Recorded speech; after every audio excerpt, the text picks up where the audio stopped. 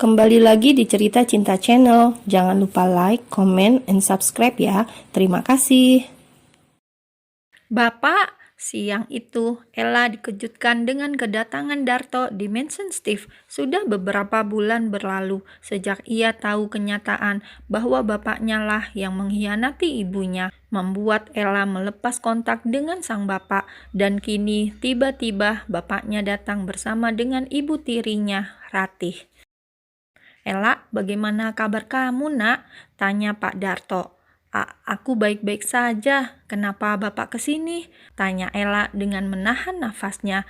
Jujur ia sangat merindukan Pak Darto. Namun ia juga masih memikirkan rasa sakit yang ibu kandungnya alami sebelum meninggal. Bagaimana bisa seorang suami dan ayah mengkhianati keluarganya hanya demi seorang wanita lain? Ia menjadikan istrinya janda demi untuk menikahi seorang janda. Ella tak habis pikir dengan jalan pikiran bapaknya dulu semasa muda. "Kamu masih marah sama bapak?" tanya Pak Darto pelan, karena ia sangat merasa bersalah pada putri kandungnya sendiri. Masuklah dulu," ujar Ella mempersilahkan orang tuanya untuk masuk. Walau sebenarnya ia masih enggan dan marah pada bapaknya, namun biar bagaimanapun, kini yang ia punya hanya mereka. Terlepas dari semua kesalahan masa lalu orang tuanya, itu urusan mereka. Ella pun hanya bisa pasrah dan menerima. Ia tak akan tega melihat bapaknya meminta maaf hingga rela berlutut di depannya. Meski ia marah, namun Ella masih memiliki akal sehat. Ia tak akan mungkin membiarkan itu terjadi. Dan juga Ibu Ratih, biar bagaimanapun ia sudah berubah. Dia bukan lagi ibu yang dulu sering jahat padanya. Sebenarnya Bu Ratih tidak pernah jahat. Kini Ella mengerti, mungkin itu hanyalah wujud dari rasa penyesalannya. Ia kehilangan sahabat hanya demi seorang laki-laki, karena belum lama ia bahagia dengan Darto dan kehilangan sahabatnya, yakni ibu kandung Ella. Darto sudah sakit dan tidak bisa memberikannya kebahagiaan. Jangankan kebahagiaan, nafkah saja sudah tidak bisa. Ia harus pontang-panting mencari pinjaman agar toko yang dulu ia dirikan bersama ibu kandung Ella tetap bertahan dan tidak terjual. Ya, Ella baru mengetahui bahwa toko itu adalah milik ibu kandung dan tirinya. Ella masih tidak habis pikir bagaimana bisa ibu tirinya berbuat setega itu. Lagi dan lagi Ella menghela nafasnya dengan berat saat kini kedua orang tuanya tengah menangis di depannya dengan penuh penyesalan. "Pak, Bu, harusnya kalian bukan meminta maaf sama Ella, tapi sama ibu kandung Ella," kata Ella dengan nada bergetar menahan tangis. Bohong bila ia tidak terharu dengan apa yang ia saksikan saat ini. Ella kecewa sama bapak dan ibu, tapi apakah bila Ella terus marah dan dendam pada kalian akan bisa membangkitkan ibu kandung Ella? Tidak, Ella tidak mau terus hidup dengan penuh rasa marah dan dendam. Tapi Bu Ratih pun bangkit dan mendekati Ella. Walau sebenarnya ia ragu, takut bila Ella akan menolak dirinya, namun ia bertekad untuk mendekat, dan kini ia sudah berhasil memeluk Ella dengan penuh haru. Sementara Ella yang akhirnya merasakan kembali pelukan dari Bu Ratih semakin terisak. "Maafkan ibu," ucap Bu Ratih pelan. Ella hanya menganggukkan kepalanya dan beberapa saat kemudian ia membalas pelukan Bu Ratih. Mungkin ini yang disebut dengan perjuangan cinta.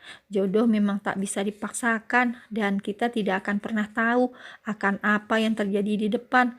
Entah dengan cara apa dan bagaimana Tuhan menyatukan kita dengan jodoh kita. Kita tidak bisa mengembalikan apa yang telah hilang, tapi setidaknya kita bisa memperbaiki keadaan dan menjaga apa yang kita miliki saat ini.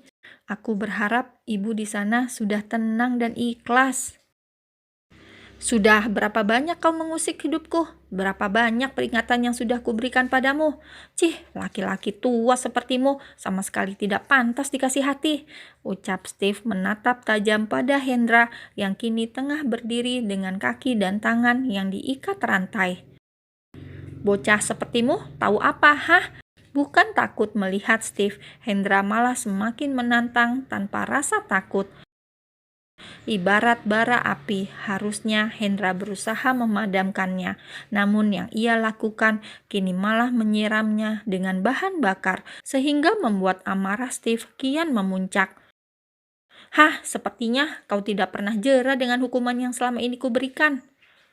Lebih baik kau membunuhku sebelum aku yang akan membunuhmu, ucap Hendra dengan disertai tawa yang begitu menggelegar. Walau keadaannya kini sudah lemah tak berdaya, namun ia masih memiliki kekuatan untuk membangkitkan amarah Steve. Luka yang diberikan oleh Bayu dan John tempo hari masih sangat terasa menyakitkan untuknya. Wajahnya sudah hancur dan penuh dengan luka lebam, bahkan kini kakinya sudah hampir tak merasakan apapun. Wow, kau mau membunuhku? Silakan, coba saja kalau kau bisa. Aku penasaran, kira-kira apa yang bisa dilakukan oleh manusia sampah sepertimu? Tantang Steve. Kini ia mendekati Hendra sambil membawa sebuah belati di tangannya.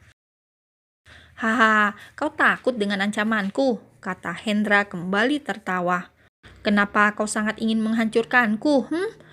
Apakah tidak cukup untukmu sudah membunuh ibuku yang juga istrimu? Tanya Steve pada akhirnya. Istri? Haha, wanita sampah kayak dia mana bisa disebut istri? Kau tahu, bahkan sejak menikah dengan ibumu, aku tidak sudi untuk menyentuhnya, ujar Hendra. Cross. Steve langsung menusuk pipi kanan Hendra dan sedikit menarik belatinya hingga pipi itu sobek. Darahnya mengucur deras, namun Hendra masih tersadar. Bukan meminta maaf atas ucapannya, ia malah semakin tertawa mendapat siksaan dari Steve. Kau yang sampah, laki-laki tidak berguna, umpat Steve begitu emosi. Hatinya begitu bergemuruh, bagaimana bisa laki-laki yang sudah hidup dengannya belasan tahun, yang ia anggap suami dari ibu kandungnya, malah ternyata tega mengatakan hal seperti itu. Bila memang Hendra membencinya, ia masih memakluminya. Namun ini, ia juga mengatakan bahwa ia membenci ibunya. Lantas untuk apa Hendra menikahi Melanie? Untuk apa kau menikahi mamaku, hah? Aku yakin bukan hanya semata-mata untuk harta seperti yang kau katakan selama ini. Tanya Steve lagi dengan penuh penekanan. Apakah kau begitu penasaran? Bagaimana bila ini disebut karma? Ucap Hendra masih dengan senyum mengembang di wajahnya, walau kini pipinya sudah sobek dan darah terus mengucur. Namun Hendra masih berusaha berbicara dan menantang Steve. Katakan bangsat, teriak Steve dan hendak menancapkan pisaunya lagi di pipi sebelah kiri Hendra. Tuan, hentikan, ujar John yang tiba-tiba masuk dan menahan tangan Steve. Jangan kotori tangan Anda, ingat Nona Ella di rumah, dan juga bila Anda membunuhnya sekarang, maka Anda tidak akan mendapatkan jawaban dari pertanyaan Anda. Dan juga, bukankah kematian terlalu indah untuk manusia sepertinya? Steve mencerna ucapan John yang ada benarnya. Dosa Hendra begitu banyak, tidak sepantasnya ia mati dengan begitu mudah. Ia pun menghelanya dengan panjang, berusaha mengontrol emosinya agar tidak lepas kendali dan membunuh Hendra sekarang. Steve langsung terdiam di kursinya saat mendengar alasan Hendra begitu membencinya. Bukan membencinya, lebih tepatnya Hendra membenci ayahnya, Tuan Arta atau Arta Jaya. Tuan Arta dan Hendra dulu sempat berteman saat masa kuliah. Mereka menyukai satu orang wanita yang sama. Hendra lebih dulu menyukai wanita itu, namun ternyata dia lebih menyukai Arta dibanding dirinya. Hendra berusaha mengikhlaskan gadis itu. Ia pergi ke luar negeri untuk menghindar. Ia tak ingin terus merasa tersakiti melihat kebahagiaan Arta dan gadis itu. Namun ternyata Arta dan gadis itu berhubungan tak lama karena ternyata Arta menghamili Melanie, membuat gadis itu bunuh diri. Hendra tidak mengetahui kejadian itu dan ia baru mengetahui setelah beberapa tahun berlalu. Saat Hendra dan Arta bertemu kembali dan ternyata Arta sudah bersama Melanie dan Steve. Hendra tak tinggal diam, ia terus mencari informasi tentang kejadian itu hingga ia menemukan fakta yang begitu menyesakan. Melanie lah yang menjebak Arta agar menikahinya dan membuat gadis itu pergi untuk selama-lamanya. Akhirnya Hendra memutuskan untuk menetap dan membalaskan dendam pada keluarga Arta. Sejujurnya, Hendra tidak sepenuhnya menyalahkan Melanie maupun Arta. Terkadang ia juga menyalahkan dirinya sendiri. Tidak seharusnya dulu dirinya pergi. Andai ia tetap bertahan, maka ia bisa mencegah agar gadis yang dicintainya tidak memilih jalan buntu. Nasi sudah menjadi bubur, ia tidak bisa mengembalikan waktu. Maka dari itu, ia berusaha membalaskan dendam dengan cara membuat keluarga Arta dan Melanie menderita.